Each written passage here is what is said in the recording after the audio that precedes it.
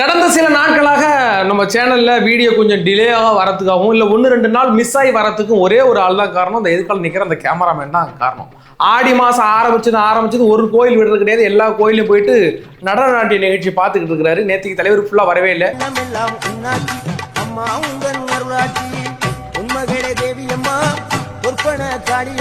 மூணு மணி வரைக்கும் போய் கதவை தட்டி பார்த்தேன். ஆழ்ந்த உறக்கத்தில் இருந்தார். அது போனா போதுன்னு இவனை வந்து விட்டதுக்கு என்னையே தலைச்சு விட்டான். நைட்டி டான்ஸ் வரட்டான்னு நான் ஆடி மாதம் முழுக்க அந்த மாரியம்மன் கோயில் திருவிழா எப்படா முடின்னு இருக்கு. எல்லா மண்டாக படிக்கும். கோர்ட்டை என்ன சொல்லியிருக்குன்னா நைட்டு 11 மணிக்கு 12 மணிக்கு முடிக்க சொல்லியிருக்கு. 1 மணி வரைக்கும் ஓடிக்கிட்டு இருக்கு. இதெல்லாம் கட்டுக்கோப்பில் கொண்டு வந்தாதான் இதை எடிட்டர் அதுவும் அந்த இது இந்த ராக்கோடி 2 முடிச்சிருக்கு பாட்டெல்லாம் ஆள் வந்து தெரிய ஆடிட்டு இருக்கிறாப்புல. எட்டின்னு பார்த்தா எங்கடா இருக்கிறா நம்ம எடிட்டுன்னு பார்த்தா அங்கே ஆண் நிற்கிறாப்புல. இந்த துள்ளுவதும் இளமையெல்லாம் ஆள் வேற லெவலில் போயிட்டாப்புல. இதெல்லாம் வந்து தமிழக அரசு கவனத்தில் கொண்டு இந்த நடன நாட்டிய நிகழ்ச்சிகளை வந்து மிக விரைவில் கம்மியான டைமிங்ல முடிச்சுட்டு கொடுத்தாதான் பல பேர் வேலைக்கு போவான். இல்லைன்னா விடிய போத்திட்டு தூங்கிட்டு இருக்கிறான். இந்த எடிட்டர் பையன் இந்த தடிமாட்டு பையலை வச்சுக்கிட்டு நான் படாப்பாடு பட வேண்டியதா இருக்குது. விடுங்க. செந்தில் பாலாஜி அவர்களுக்கு வந்து முன்ஜாமீன் மறுக்கப்பட்டிருக்கிறது நேற்றுக்கு அப்படிங்கிறது தெரியும். முன்ஜாமீன் மறுக்கப்பட்டாலே அப்படின்னா என்ன அர்த்தம்? கோர்ட்டே சொல்லிட்டு உனக்கு முன்ஜாமீன்லாம் கொடுக்க முடியாது, உன்னுடைய தீவிரம் கடுமையாக இருக்குது அப்படின்னால இந்த ஆளை நீங்க அரெஸ்ட் பண்ணி உள்ள வைக்கலாம் அப்படின்னு சொல்லாம சொல்றாங்க, அவ்வளவுதான். ஆனா நேற்றுக்கு செந்தில் பாலாஜி அவர்கள் என்ன பண்ணியிருக்காங்க? டெல்லி உச்சநீதிமன்றத்தில் மேல்முறையீடு, ஜாமீனுக்கு மேல்முறையீடு போட்டிருக்காங்க. இன்னைக்கு அநேகமாக விசாரணைக்கு வரும். இன்னைக்கு 10 மணியோ 11 மணிக்கு விசாரணைக்கு வந்த பிறகு அவங்களும் அதை ரெஃப்யூஸ் பண்ணி இல்லை முன்ஜாமீனே உனக்கு கிடையாதுன்னா கண்டிப்பாக நாளைக்கு நாளானைக்கு ஒரு 3 நாளைக்குள்ள அரெஸ்ட் பண்ணி உள்ள வச்சிருவாங்க அப்படிங்கிறத பார்க்குறோம். அதோட என்ன மாதிரியான முன்னெடுப்புகள் நடந்துகிட்டு இருக்கு, அந்த டெவலப்மெண்ட், அந்த அரஸ்ட்ல என்னென்ன டெவலப்மெண்ட் இருக்கு அப்படிங்கிறத பார்க்குறோம். அதற்கு பிறகு தலைவர் விஜய் அவர்கள் கர்நாடகா செல்ல இருக்கிறார் அப்படிங்கிறது தெரியும். அதுக்கு முன்னாடியே காவேரி நடுவர் மன்றம் ஒரு தீர்ப்பு ஒன்று வழங்கி இருக்கிறது. தமிழகத்துக்கு 15 நாளுக்கு நீங்க 4.5 TMC வாட்டரை நீங்க கொடுக்கணும் அப்படின்ட்டு இருக்கு. இதற்கு கர்நாடக மக்கள் பயங்கரமான எதிர்ப்பு தெரிவிச்சுக்கிட்டு இருக்காங்க அப்படின்ட்டு பார்க்கிறோம். தலைவர் விஜய் அவர்கள் இதன் முன்னெடுப்பாக மிகப்பெரிய ஒரு அபாயம் சூழ இருக்கிறது தமிழகத்தை அப்படிங்கிறது தற்பொழுது நியூஸ் வந்துகிட்டு இருக்கு அப்படிங்கிறது தெரியும். எனக்கு பொறுத்த வரைக்கும் எடப்பாடி மேல 1000 விமர்சனங்கள் இருந்தாலும் கொரோனா காலத்துல அவரால் கொஞ்சம் கட்டுக்கோப்புல வைக்க முடிஞ்சது ஓரளவுக்கு. இந்த ஒரு அரசியல்வாதி பரவாயில்லையா, ரொம்ப மோசமாலாம் பண்ணிடல கொரோனா காலத்துல அப்படின்னு ஒரு பேர் எடுத்தார் எடப்பாடி பழனிசாமி. அதை விட பன்மடங்கான ஒரு பெரிய இஷ்யூஸ் ஒன்று வந்துகிட்டு இருக்கு தமிழ்நாட்டுக்கு. 2027 இந்த கோடை மாசங்கள்ல சூப்பர் எல் நினோ அப்படின்னு ஒரு அமைப்பு ஒன்று வந்துகிட்டு இருக்கு தமிழகத்தை நோக்கி, ஒட்டுமொத்த உலகத்தை நோக்கி வந்துகிட்டு இருக்கு. அதை தலைவர் விஜய் அவர்கள் எப்படி கையாள போகிறான் இருக்குல்ல, அதை பற்றின முழுவாக வீடியோவை பார்க்கலாம். வாங்க வீடியோக்குள்ள போலாம். நான் உங்கள் ஏன் தாத்தா. அகிலமெல்லாம் உன்னாட்சி அம்மா உங்கள் அருளாட்சி, அகிலமெல்லாம் உன்னாட்சி அம்மா உங்கள் அருளாட்சி. நம்மளோட வீடியோக்களை பாருங்க, நம்ம சேனலை சப்ஸ்கிரைப் பண்ணுங்க, பண்ணாம போங்க, லைக் பண்ணுங்க, பண்ணாம போங்க, கமெண்ட் பண்ணுங்க, பண்ணாம போங்க. ஆனால் தயவு செய்து இந்த வீடியோவை குறைஞ்சபட்சம் ஒரு 4 பேருக்கு 5 பேருக்கு ஷேர் பண்ணிட்டு போங்க. அப்படி ஏன் சொல்றேன்னா அதோட டெப்த் உங்களுக்கு தெரியும். திருநெல்வேலி மாவட்டத்தில் ஒரு பொண்ணும் பையனும் கொஞ்சம் வருஷத்துக்கு முன்னாடி லவ் பண்ணாங்க. 2 வீட்டில் எதிர்ப்பு அப்படின்ட்டு 2 பேரும் சென்னை நோக்கி ஓடி போயிட்டாங்க தன்னுடைய வாழ்க்கை ஆரம்பிக்கிறதுக்கு. அப்படி வாழ்க்கை ஆரம்பிச்சு அவங்களுக்கு 2 குழந்தை. 2 குழந்தையும் நல்லபடியாக வளர்த்துக்கிட்டு வந்தாங்க. அந்த குழந்தை என்னன்னா ஒரே டார்ச்சர். கொஞ்சம் நாளைக்கு முன்னாடி விஜய் மாமாவுக்கு ஓட்டு போடு, விஜய் மாமாவுக்கு ஓட்டு போடு, விஜய் மாமாவுக்கு ஓட்டு போடுன்னு அந்த பொண்ணு அவ்வளோ டார்ச்சர் பண்ணியிருக்கேன். அந்த பொண்ணுக்கு 16 வயசு, பாலரக்ஷனா அப்படிங்கிற அந்த பொண்ணுடைய பேர். அது வந்து பாரதிதாசன் மெட்ரிகுலேஷன் பள்ளி ஒரிக்கை, அதாவது நம்ம காஞ்சிபுரத்தில் இருக்கு. அங்கே தான் ஹாஸ்டல்லே தங்கி அந்த பொண்ணு படிச்சுக்கிட்டு இருக்கு, 11th படிக்குது. அவ்வளோ டார்ச்சர்னால சரி என் பொண்ணு சொல்லுது அப்படின்ட்டு அந்த பேரண்ட்ஸ் 2 பேரும் விஜய் அவர்களுக்கே ஓட்டு போட்டாங்க. அந்த பொண்ணு நினச்ச மாதிரியே விஜய் மாமா ஆட்சிலையும் வந்துட்டார் வச்சுங்களேன். போன 21ஆம் தேதி அந்த பொண்ணு ஹாஸ்டலில் தங்கி இருக்கு. அவங்க அம்மாவுக்கு ஃபோன் பண்ணியிருக்கு காலையில் ஒரு 6 மணிக்கு. அம்மா அம்மா அப்படின்ட்டு 2 வார்த்தை மட்டும் தான் கேட்டிருக்கு, கட் ஆகிட்டு. அடுத்து ஒரு 5 நிமிஷத்துக்கு மறுபடியும் ஒரு ஃபோன் வந்திருக்கு, அம்மா அப்படின்ட்டு மறுபடியும் அந்த ஃபோன் கட் ஆகிட்டு. அதுக்கப்புறம் 8:30 அந்த ஸ்கூல்லேருந்து அந்த ஹாஸ்டல்லேருந்து ஃபோன் வந்திருக்கு, உங்கள் பொண்ணு வந்து ஸ்கூல்லேயே எடுத்து போயிட்டு அப்படின்ட்டு, தன் உயிரை தானே எடுத்துக்கிட்டு அந்த குழந்தை இறந்து போயிட்டு அப்படின்னு அந்த பேரண்ட்ஸுக்கு ஃபோன் வந்திருக்கு. அவங்க கேட்டது இப்போ எனக்கு ஃபோன் பண்ணா என் பொண்ணு அம்மா அம்மான்னு கத்துனா. அதுக்கு பிறகு ஃபோன் ரிங்கு போகலை, என்னாச்சு அப்படின்ட்டு பதறடிச்சு அங்கே போகும்போது இல்லை ஒரு ப்ரைவேட் ஹாஸ்பிட்டலுக்கு கொண்டு போயிட்டு மறுபடியும் அந்த பொண்ணுக்கு அவங்க ஃபேமிலிக்கு அந்த 2 அம்மா அப்பாவுக்கு காட்டாமலே அந்த பொண்ணு மறுபடியும் கவர்மெண்ட் ஹாஸ்பிட்டலுக்கு மாற்றி அதுக்கு பிறகு அந்த குழந்தை இறந்துட்டு அப்படிங்கிறது கன்ஃபார்ம் பண்ணிட்டாங்க. பெரிய போராட்டம். ஏன்னுட்டா அவங்க அந்த நம்மளாம் தெரியும், இது மாதிரி ஒரு டெத் நடந்துட்டுனா தன்னுடைய சொந்தக்காரங்களாம் வந்து போராடுவாங்கல்ல, அப்படிலாம் அவங்களுக்கு யாரெல்லாம் சொந்தக்காரங்களே யாருக்கும் கிடையாது. என்கிட்ட ஊரை விட்டு வந்து பல வருஷம் ஆச்சு. தன்னுடைய பொண்ணு எப்படி இறந்து போணுச்சுன்னு அந்த ஃபேமிலிக்கு தெரியல. ஒரு 10 days ஆகிடுச்சுன்னு நினைக்கிறேன். இது வரைக்கும் போஸ்ட் ரிப்போர்ட்டு கிடையாது, அந்த பொண்ணு ஏன் இறந்துச்சுன்னு கிடையாது. அந்த இடத்த போய் பார்க்கறதுக்கே போராடி 3 நாளைக்கு பிறகு தான் உள்ளே அழைச்சிட்டு போயிட்டு காமிச்சிருக்காங்க. ஒரு 12 அடி சீலிங், ஸ்கூல் தெரியும். அந்த ஸ்கூலில் அந்த இவ்வளோ ஹைட்டில் அந்த பொண்ணு எங்கே ஏறி எதுக்காக அது வந்து போட்டுக்கிட்டுச்சு அப்படிங்கிறதெல்லாம் யாருக்குமே தெரியல. அட்லீஸ்ட் ஒரு விசாரணை கூட இதுவரையிலும் நடத்தலை. அந்த பள்ளியின் மீது இதுவரையிலும் ஒரு வழக்கு கூட தொடரலை. எங்கே போனாலும் போலீஸ் பின்னாடியே நிற்கிறாங்க. ஏன்னு கேட்டால் அந்த பொண்ணு இறந்து போயிட்டு பண்ணி அந்த வாங்க மாட்டேன் அப்படின்னு அவங்க அம்மா அழவும் போலீஸை வச்சு மிரட்டி 1/2 மணி நேரத்துக்குள்ளேயே அந்த பாடியோட அந்த இடத்துக்கு போயிட்டு பாடியை புதைக்க கூட விடலை, ஃபயர் பண்ணுறாங்க, எரிச்சிட்டாங்க. ஏன்னாட்டா மறுபடியும் ஒரு கேஸ் ஆகி அதை தோண்டி நிறையா பண்ணுறதுக்கு கூட வாய்ப்பு இருக்கிறதுனால அந்த அப்படியே பாடி எரிச்சாச்சு. இப்போது கேஸ் ஒன்றுமே கிடையாது. ஜஸ்ட் ஒரு வழக்கு பதிவு பண்ணுங்க. அது சூசைடாக இருந்துட்டு போட்டோம். அவர் என்ன சொல்கிறாருன்னா, என் பொண்ணை யாரோ அடித்து கொண்டிருக்காங்க, ஏதோ நடந்திருக்கு, என் உடம்புல அவ்வளோ காயங்கள் இருக்குது, நான் இதோட ஃபோட்டோஸ் எவிடன்ஸ் எல்லாத்தையுமே நான் வாட்ஸ்அப் குரூப்லேயும் நான் போட்டு விடுறேன். அதோட வீடியோஸ்லாம் இருக்கும். இந்த பாப்பாவோட முகத்தை என்னால் காட்ட முடியாது அப்படிங்கிறதுனால பார்க்கணும், நம்மளுடைய வாட்ஸ்அப் சேனல் இருக்கும், அதில் போட்டு விடுறேன். குறைந்தபட்சமாக அந்த பள்ளியின் மீது குறைஞ்சபட்ச நடவடிக்கை கூட இது வரைக்கும் எடுக்கலை. இது ஒன்றும் திமுக பீரியடு கிடையாது, இது தாவேகாவுடைய ஆட்சி. எல்லாருக்கும் உரிமை இருக்கு சத்தமாக குரலை ஒலிப்பதற்கு அப்படிங்கிறதுனால அந்த பேரண்ட்ஸோடைய ரொம்ப பாவப்பட்ட ஃபேமிலி பல ஏதோ ஆசையோட ஓடி வந்துட்டாங்க. கொஞ்சம் வருஷத்துக்கு முன்னாடி அவங்க பேரண்ட்ஸ் எல்லாம் கை விட்டுட்டாங்க, தனியாக சென்னையில் வாழ்ந்துக்கிட்டு இருக்காங்க. அவங்க இப்போ நம்மள்ட்ட கேட்டிருக்காங்க, என்னுடைய பொண்ணுக்கு ஒரு நீதி எனக்கு வேணும். செத்து போன பொண்ணு திரும்பி வரப்போகிறது கிடையாது. உண்மையில் அந்த பொண்ணு செத்து போச்சு. அட்லீஸ்ட் ஏன் செத்துச்சு, எப்படி செத்துச்சு, அது தன் உயிரை தானே எடுத்துக்கிட்டுச்சா, யாராச்சும் அடித்து கொண்டாங்களா என்ன அப்படிங்கிறது அந்த ஃபேமிலிக்கு தெரியணும். அவங்களுக்கான நீதி கிடைக்கணும். அவங்களோட சேர்ந்து நம்மளும் இந்த நேரத்தில் நிற்கணும் அப்படிங்கிறத பார்க்குறோம். இதில் வந்து அருண்குமார் நினைக்கிறேன், பாரதிதாசன் மெட்ரிகுலேஷன் ஸ்கூலுடைய ஃபவுண்டராக சம்திங், அதை பார்ப்போம். தற்பொழுது அது சம்பந்தப்பட்ட அமைச்சர்களுக்கு நம்ம எங் தாத்தாவுடைய சார்பாக கொண்டு சேர்ப்பதற்கான எல்லா வேலையும் நடந்திருக்கு. அநேகமாக இந்நேரம் பள்ளிக்கல்வித்துறை அமைச்சர் ராஜ்மோகனுக்கு போய் சேர்ந்திருக்கும் அப்படின்னு நம்புகிறோம். அவர் அதற்கான நடவடிக்கை எடுக்காத பட்சத்தில் மீண்டும் மீண்டும் இந்த விஷயத்தை பற்றி நம்ம சேனலில் ஒழிச்சுக்கிட்டே இருப்போம். அந்த பெண்ணுக்கான நீதி கிடைக்கிற வரைக்கும் ஒழித்துக்கிட்டே இருப்போம் அப்படிங்கிறது இந்த விஷயத்தில் நான் சொல்ல விரும்புகிறேன். எல்லாரும் மாட்டிப்பாங்க, ஒருத்த கூட தப்பிக்க மாட்டான். என் புள்ள எப்படி செத்துச்சுன்னு பதில் சொல்ற வரைக்கும் இந்த ஹாஸ்பிடல் நான் வெளியே போவேன். அதற்கு பிறகு பார்த்தீங்கன்னா நக்கீரன் கோபால் அவர்கள் ஒரு பெரிய போராட்டத்தில் கலந்துக்கிட்டார். பத்திரிகையாளர் சங்கங்கள் சார்பாக ஒரு போராட்டம் ஒன்று நடந்திருக்கு. அது என்ன பார்த்தீங்கன்னா, அந்த சோழிங்க ஒரு எம்எல்ஏ வந்து யாரையோ ஒரு நிருபரை தாக்கிட்டார் அப்படிங்கிறதுனால வந்து இப்போ வந்து அந்த போராட்டத்தை அறிவிச்சிருக்கிறாங்க. பத்திரிகையாளர் சங்கம்லாம் போராடிக்கிட்டு இருக்கானுங்களா. அவர் தாக்கினது நான் சரின்னு சொல்லலை, பட் தப்புன்னு என்னால் சொல்ல முடியாது. சோழிங்க ஒரு எம்எல்ஏ வந்து அடிச்சாரு அப்படின்றாங்க. எனக்கு இன்னும் அந்த ஒரே ஒரு விஷுவல்லாம் வந்து இந்த கையை அப்படின்ட்டு போகிற மாதிரி தான் இருந்துச்சு. அதுக்கு பேர் தூக்கி போட்டு அடிச்சிருக்காங்கன்னு சொல்கிறாங்க. ரிப்போர்ட்டரே பத்திரிகையாளர் அடிக்கும் போது மட்டும் எனக்கு சந்தோஷமாக இருக்கு, ஏன்னே தெரியல. எவ்வளோ பெரிய அயோக்கிய போயிடுவீங்க தெரியுமா, அதனால தான் சொல்கிறேன். பட் அது வந்து எனக்கு அது விரும்பத்தகாத ஒரு மாற்றம். அப்படி நடந்துக்கிட்டால் அது வந்து அவருடைய பர்சனல் அந்த கேரக்டர் இருக்குல்ல, அந்த எம்எல்ஏன்ற ஒரு திமிர் வந்துருக்குல்ல, அந்த திமிருக்கான அடி அந்த மனுஷனுக்கு கிடைக்கும். அந்த சொல்லி ஒரு எம்எல்ஏ அப்படிங்கிறதுக்கு ஓகே. பட் இவங்க எல்லாம் போராடிக்கிட்டு இருக்காங்கல்ல, இந்த போராட்டக்காரர்கள் யார் என்பதை நம் காண வேண்டும், பார்க்க வேண்டும். இதே நம்மளுடைய மீசா நக்கீரன் மீசை என்ன பண்ணிக்கிறாப்பல, நான் நேரம் இருக்கிறாப்பல. எவ்வளவு மோசமான ஆட்சி நடக்குது பார்த்தீங்களா. இப்போதான் விஜயனை வந்து துன்புறுத்துறாங்க, அதை அபியூஸ் பண்ணியிருக்கிறாங்க. ஏதோ செக்ஷுவல் அபியூஸ் பண்ண மாதிரி சொல்கிறாப்புல. விஜயனை கொண்டு வச்சு என்ன பண்ண வராங்க, அபியூஸ் பண்ணியிருக்கிறாங்க. அது அந்த விஜயனை ஏன் கொண்டு வச்சு உமகுத்தா குத்தி விட்டாங்கன்னா, அந்த 35 அந்த எம்எல்ஏக்களை வந்து பேரம் பேசின வழக்கில் மிகப்பெரிய ஒரு மூவ்மெண்ட் பண்ணினது இந்த விஜயன், புதிய தலைமுறையில் நினைக்கிற அந்த விஜயன். அதனால கொண்டு வச்சு விசாரிச்சிருப்பாங்க. இந்த நாட்டில் அவங்க விசாரிக்கப்படாத இந்த சட்டம் இருக்கான்னு பத்திரிகைகளை விசாரிக்கக்கூடாது அப்படின்ட்டு. அதற்கு பிறகு தற்போது இப்போ ஒரு ரிப்போர்ட்டரை வந்து தாக்கியிருக்கிறாங்களாம். அது ஒரு 2-3 வாட்டி வந்து சேனல் முடக்கப்பட்டிருக்கலாம். இந்த ஒரு 90 நாள் 72 நாள் எவ்வளோ ஒரு அபியூஸ் நடந்திருக்கு இந்த பத்திரிகையாளர்களுக்குன்னு பொங்குறாரு. 72 நாள் தான் சார் ஆச்சு. இதோட எத்தனை பத்திரிகையாளர் தாக்கப்பட்டிருக்கு? ஒன்று தம்பி இவர் விஜயன், அதுக்கப்புறம் 3 வாட்டி டிவி முடக்கப்பட்டிருக்கு. ஒரு புதிய தலைமுறை தம்பி அவர் விஜயன் தாக்கப்பட்டிருக்காரு.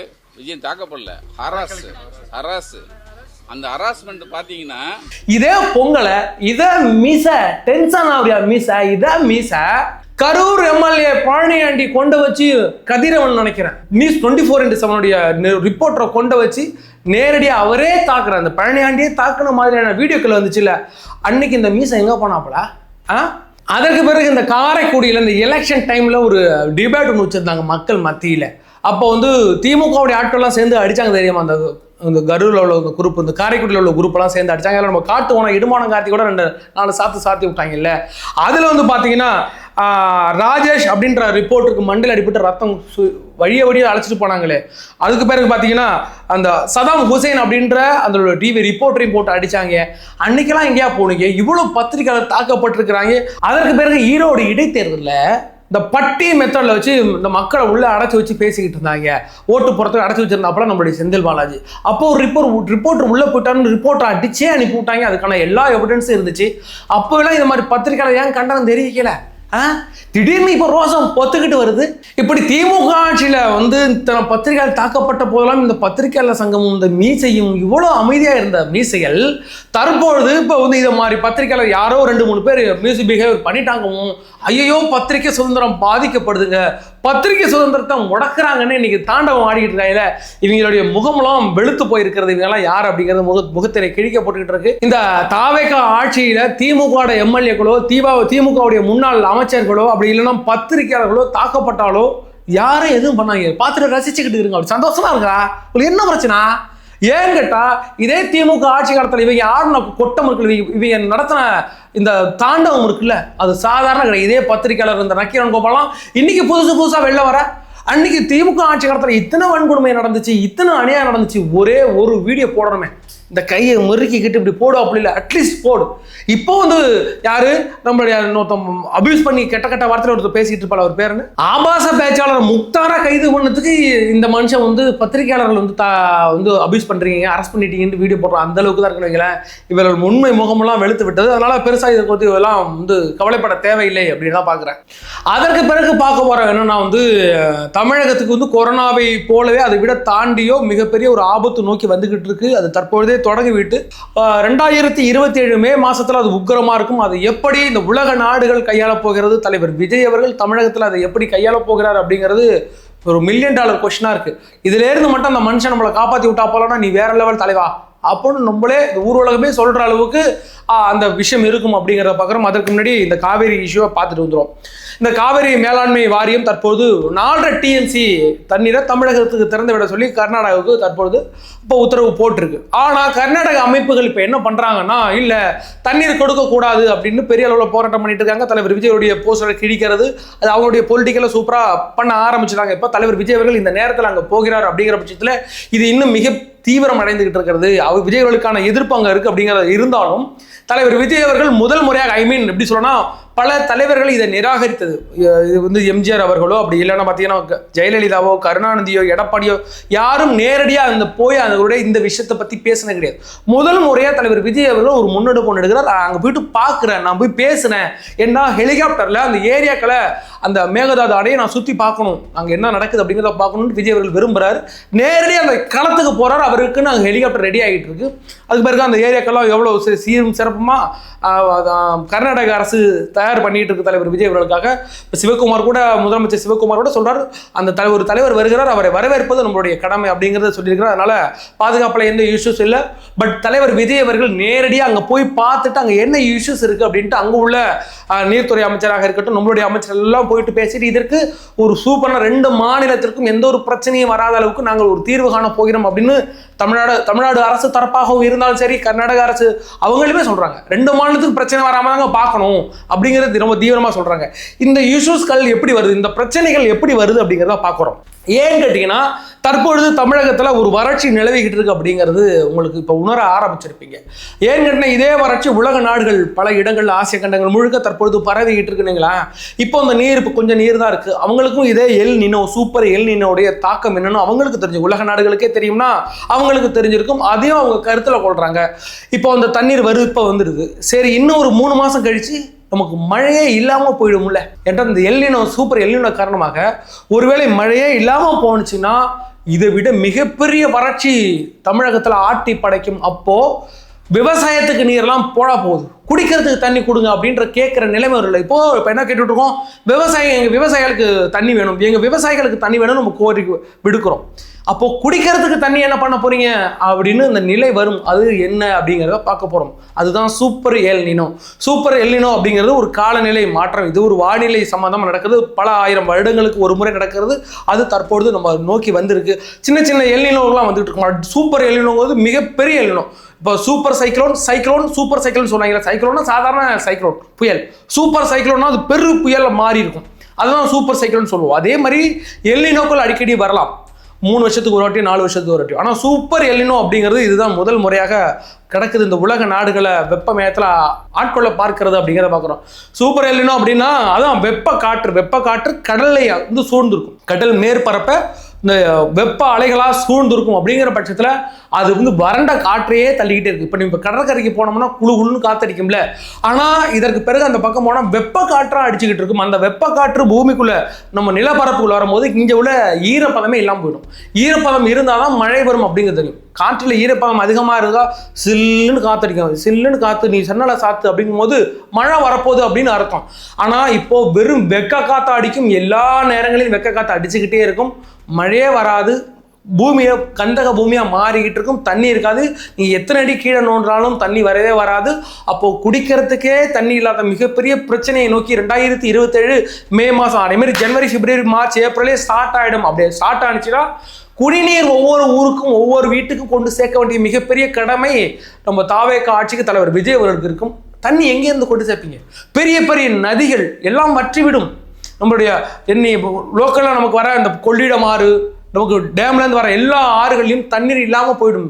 கர்நாடகா அவனுக்கே அங்கே தண்ணீர் இருக்காது, ஓப்பன் பண்ணுறது அந்த அளவுக்கு போயிடும்.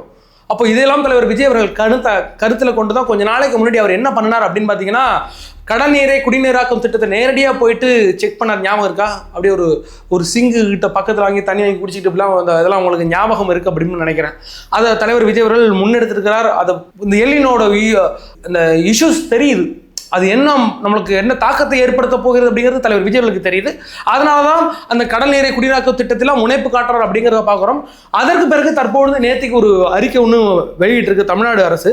அந்த அறிக்கையில் என்னன்னு பார்த்தீங்கன்னா, அந்த சூப்பர் எல் நினோ திட்டத்தை எப்படி கையாள வேண்டும் அப்படின்னு அவர் ஒரு குழு ஒன்று நியமிச்சிருக்கிறார். குழுவில் பார்த்தீங்கன்னா பேராசிரியர் கண்மணி அவர்கள் தலைவராக நியமிக்கப்படுறார். அவர் காலநிலை மற்றும் பேரிடர் மேலாண்மை மையத்தில் பல்கலைக்கழகத்தில் பேராசிரியராக பணிபுரிகிறாங்க. அவங்க பாலாஜி நரசிம்மன் பேராசிரியர் நீரியல் துறையில் இருக்கிறாங்க. அதுக்கு பிறகு அறுவடை நம்பி ஐயா துறை, அப்பாத்துறை அவர்கள் இயக்குனர் காலநிலை மீள்திறன் பிரிவு, இதே மாதிரி பல பேராசிரியர்களை, அதுவும் காலநிலை பேராசிரியர்கள் இதை கணிச்சு இதுக்கு நான் என்ன நடவடிக்கை எடுக்கணும், இதுலேருந்து என் மக்களை எப்படி காப்பாற்ற வேண்டும் அப்படிங்கிறத தலைவர் விஜய் அவர்கள் இன்னைக்கே, இன்னும் இதுக்கு இருக்கு, இன்னும் ஒரு 8 மாதம் 9 மாதம் இருக்குது. அதுக்கு தலைவர் விஜய் இன்னிலேருந்து முன்னெடுப்பு இருக்கிறார். அதில் பார்த்தீங்கன்னா இந்த பிரதீப் ஜான், நம்முடைய இந்த வானிலை அறிக்கை விடுவார்ல பிரதீப் ஜான், அவரையும் ஒரு நபராக இதில் சேர்த்திருக்கிறார் தலைவர் விஜய் அவர்கள். அப்படிங்கிற பட்சத்தில் இது தலைவர் மிக முனைப்போடு இருக்கிறார். இதை எப்படியாவது கையாண்டு நம்மளுடைய அந்த மக்களை காப்பாற்ற வேண்டும் அப்படிங்கிற அது ஒரு சிறப்பான விஷயம். இந்த காவிரி இஷ்யூவை பொறுத்த வரைக்கும் தலைவர் விஜய் அவர்கள் சொல்ல இருக்கிறார். அங்கே என்ன நடக்க போகிறது, 2 மாநிலக்குழு ஒரு சுமூகமான பேச்சுவார்த்தை இருந்துச்சுன்னா பெட்டர். நமக்கு தேவையான நீர் வரத்து வந்துகிட்டு இருக்கணும். இந்த சூப்பர் எல் நினோ மட்டும் தலைவர் விஜய் அவர்கள் எப்படியாச்சும் கண்ட்ரோல் பண்ணிட்டாருன்னா சிறப்பாக இருக்கும். அதற்கு பிறகு நம்மளுடைய செந்தில் பாலாஜி அந்த மாம்ஸை தூக்கிட்டு போகிறாங்க ஃப்ரெண்ட்ஸ். தூக்கிட்டு ஜெயிலில் வச்சு குத்த போகிறாங்க ஃப்ரெண்ட்ஸ். ஒரு சூப்பரான சம்பவம் செய்யறதுக்கு ஃப்ரெண்ட்ஸ். என்ன சம்பவம்னா, செந்தில் பாலாஜி அவர்கள் வந்து தற்போது டாஸ்மார்க் ஊழல் முறைகளில் தற்போது ஒரு வழக்கு ஒன்று பதிவு செஞ்சிருக்காங்க அப்படிங்கிறது தெரியும். இந்த வழக்கில் முன்ஜாமீன், அதாவது என்னை கைது பண்ணாமல் இருக்கணும், எனக்கு முன்ஜாமீன் கொடுங்க அப்படின்ற ஒரு பெட்டிஷன் ஒன்று நேற்றுக்கு வந்து நம்மளுடைய சென்னை உயர்நீதிமன்றத்தில் தொடுத்திருந்தாங்க. அதை பார்த்த வக்கீல் டிகே இளந்திரைன்னு நினைக்கிறேன், அவர் என்ன சொல்லியிருக்காருன்னா, இந்த குற்றச்சாட்டுகள் நான் படித்து பார்த்தேன், ரொம்ப மோசமாக இருக்குது, கடுமையான ஊழல் பண்ணியிருக்கீங்க செந்தில் பாலாஜி, உனக்கு வந்து முன்ஜாமீன் கிடையாது, ஒரு புண்ணாக்கும் கிடையாது, வெளில போய் அப்படிங்கிற மாதிரி சொல்லிட்டாங்கன்னு வச்சுங்களேன், உங்களுக்கு கிடையாது அப்படிங்கிற விஷயத்த சொல்லிட்டாங்க. அதற்கு பிறகு இதை தூக்கிட்டு எங்கன்னா உச்சநீதிமன்றம் தற்போது போயிருக்கிறாங்க. உச்சநீதிமன்றத்தில் மறுபடியும் மேல்முறையீடு செஞ்சு எனக்கு பெயில் வேணும் அப்படின்ட்டு இருக்காங்க.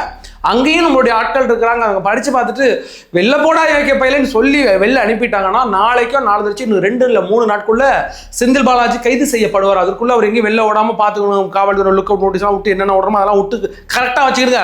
கோழி அமுக்கிற மாதிரி அமைக்கொண்ட உள்ள கொண்டு வச்சு மாமனார் வீட்டில் ஒரு வருஷமா 2 வருஷமா விருந்து வச்சுட்டு தான் அனுப்பணும் எங்கள் தங்கத்தை. ஆனால் கொழுன்னு வரணும், மூஞ்செல்லாம் தொப்பா போட்டு ஜவுன்னு வரணும், மாமனார்லேருந்து வர மாதிரி வரணும். அந்த அளவுக்கு காவல்துறையினர் வந்து பெரிய கண்காணிப்பில் வைக்கணும். தற்போது ஏற்கனவே அந்த எம்எல்ஏ இளையராஜா ஊத்தங்கரை எம்எல்ஏ அந்த பேரம் பேசின வழக்கில் 35 கோடி ரூபா பேரம் பேசின வழக்கில் ஏற்கனவே வந்து நீதிமன்றம் என்ன சொல்லியிருந்தாங்கன்னா, அவங்களுக்கு வந்து செந்தில் பாலாஜிக்கு முன்ஜாமீன் கொடுத்தாங்க. வந்து வரைக்கும் 2 நாள் கூட கையெழுத்து போடலைங்க. ஒரு 6 நாள், முதல்ல 6 நாள், அதாவது விட்டது என்ன பெயிலில் விட்டதுன்னா நிபந்தனை ஜாமீனில் விட்டது.